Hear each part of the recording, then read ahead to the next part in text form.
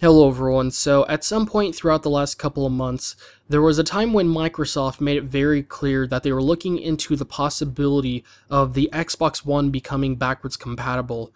Now, there's a couple of good reasons as to why the Xbox One and PS4 were not backwards compatible right off the bat.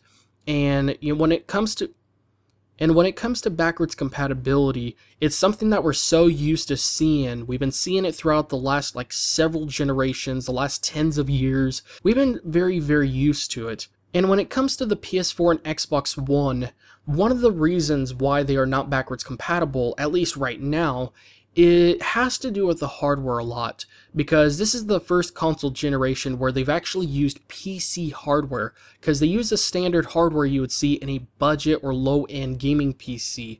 And the reason they use that type of hardware instead of the hardware that they're used to simply has to do with the fact that they could not get the raw horsepower that they would have needed in order to make it as powerful as they are right now. And it wouldn't have been powerful enough to really justify the term next-gen consoles.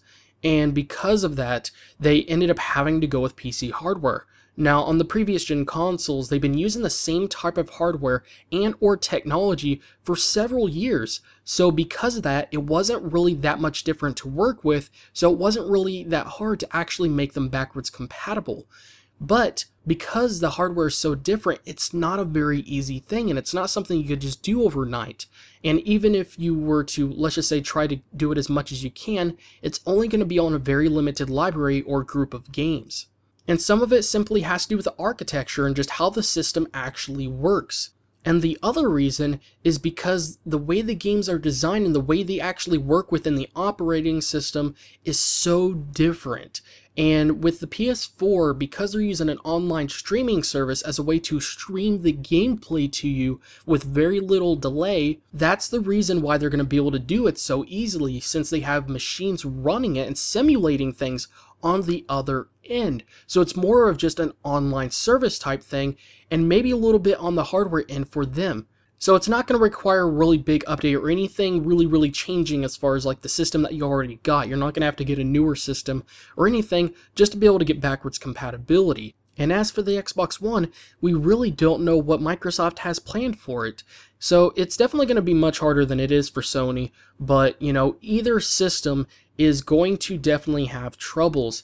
And as a result, you're more likely going to be seeing maybe 20, 50 games at most being released at a time as backwards compatible. And hopefully you won't have to rebuy, but there's a good chance you might have to. But if you want to really play those games again, then you could just download them. Now, one thing I'm interested in is, since you could use, let's just say, your Xbox Live on the Xbox 360 and Xbox One without having to have two separate memberships, if there's some way that you can actually be able to link your two accounts, or if they're technically the same account, then if you actually bought the digital download copy of the game on the Xbox 360, would you be getting it on the Xbox One? There's a lot of really good questions, but we still don't know if they're actually going to do this, because again, this is something that they simply said is something that they're considering and looking into, and they didn't officially say that they're definitely going to be going into making the system backwards compatible.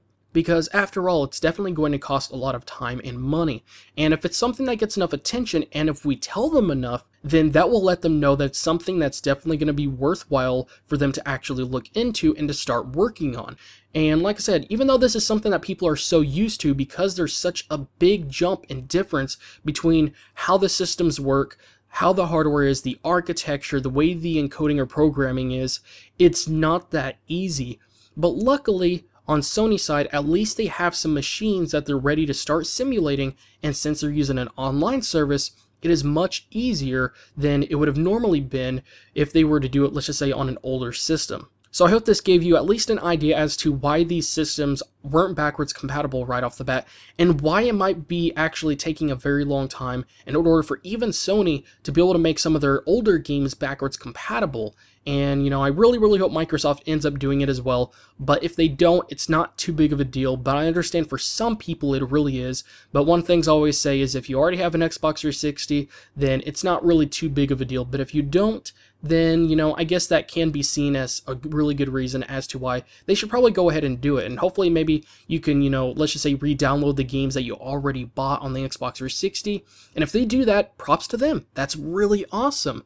But, we're just going to have to wait and see. And if they come out announcing that they're actually going to look into it, then that will be great news to so many people. But other than that, I hope this video helped you out, and sorry for blabbering on, but there's just a lot of different things, as to, why they didn't really have backwards compatibility. And if you have any particular questions about something very specific or in an area, then go ahead and ask me in the comments section below.